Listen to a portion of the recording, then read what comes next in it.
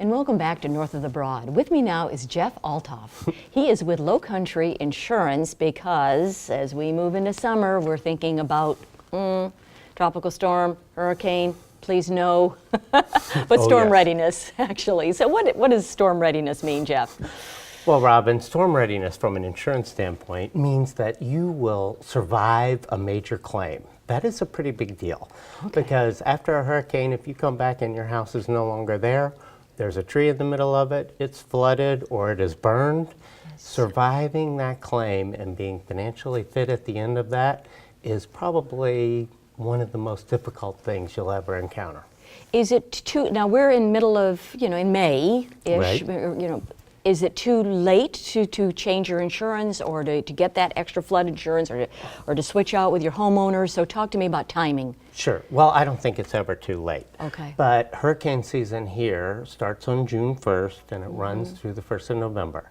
So almost 99% of any storm activity has fallen between those dates. But really, any time is the right time, and it's never too soon to start. Okay. You want to make sure that you're prepared. All right, so I want to be a little elementary here. So Sure. let's begin with homeowners insurance. What does homeowners insurance cover? And then I know you have to have that, and then you have to have flood insurance, being in the low country. So help our viewers understand the difference. Good. So typically your homeowner's insurance is going to provide the wind coverage. So if you have damage from hurricane force winds or even wind that blows over a tree or blows something into your property, that is typically covered under your homeowner's insurance and will be answered there. Flood, however, which is really defined as rising water coming from outside the structure. So from the creek, from the marsh, from the river, lagoon. that's right, rising water, that is not covered under the homeowner's policy. And that's different than water damage, like your washing machine breaks. Which would be under the homeowners. That's right. Right. So flood is not covered under the homeowners. That's covered typically by the FEMA National Flood Insurance Program, and there is some private carriers now too. So very important to have both in the low country. So are you required to have flood insurance in the low country? Some are and some aren't. About half of the properties in Beaufort County are located in what they call a special flood hazard zone, which if you have a mortgage federally backed by the U.S. government, you would be required to have flood insurance.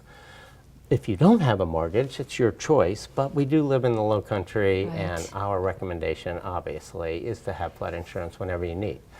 And then the other half of the properties are in a preferred risk or a lower hazard flood zone, not necessarily required to cover insurance on flood, but certainly recommended. Okay, now I'm understanding that FEMA has been redoing the flood maps in Beaufort County. So what does that mean for our viewers? Right, so the last time the FEMA maps were updated was 1984, so it's been a while. Been a while. And of course it's a federal government project, so it takes a long time. So we've actually had preliminary maps out there for 18 months now, and they've been going through a review, public hearings, etc.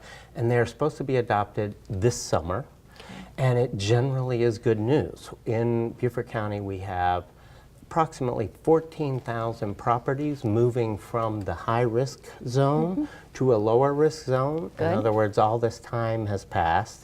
There hasn't been any flood activity. The flood changes. All this building we do around the community changes where the water flows. So that's why they have to upgrade the maps every once in a while. And can I save money on my flood insurance? I mean, I know it's probably $1,000 or so for flood insurance.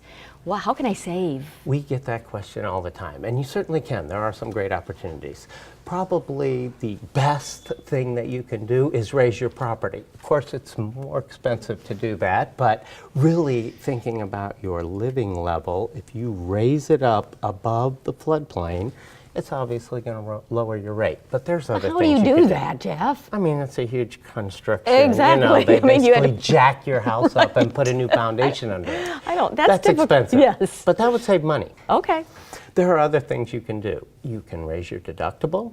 Okay. You can do things to help mitigate or lessen the claim, such as add flood venting. You can remove things from your lower level, Yes. enclosure where, water is supposed to be. You can raise your heating and air conditioning in your mechanical devices. Have you seen in town where air conditioning units outside maybe are on a stand or elevated on a platform? That's done to bring them above the floodplain, and you get a little credit for that. Okay, So very there's several good. things you can do. You mentioned deductible. So what is the hurricane deductible most likely on homeowners? Right, so typical deductible is going to be $1,250. All right. And then you can go up from there. You can go up as high as $50,000 per claim. Most banks won't take that, No. but you can go up. But you can go to $2,000 or $5,000 deductible. Remember, a flood isn't supposed to happen very often. Yes. Certainly, and you can save some real money that way. It's a good idea. All right. In Lowcountry Insurance, you have local people working with the local community, so you take a lot of pride in that, right, Jeff? We do, and we advocate for our customers here in Beaufort. So when you have an issue with an insurance company, you're not standing out there alone on an island. We're there to help you. Calling that 1-800 number, but you're calling a local number. You are. Right. You're talking to me. Yes. Talking to my staff. Thank you, Jeff, so much for being with us today. Thank you, Robin. And we'll be right back with North of the Broad.